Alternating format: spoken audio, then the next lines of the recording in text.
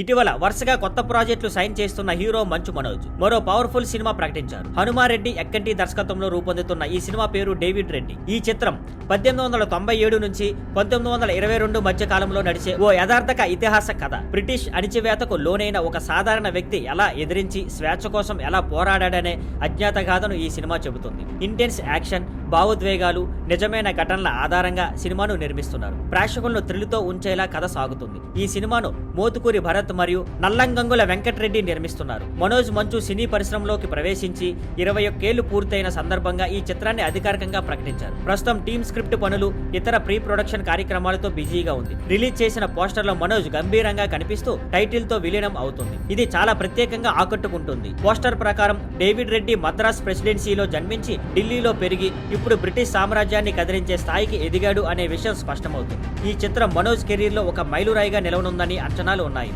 Thank you for watching. Please like, share and subscribe.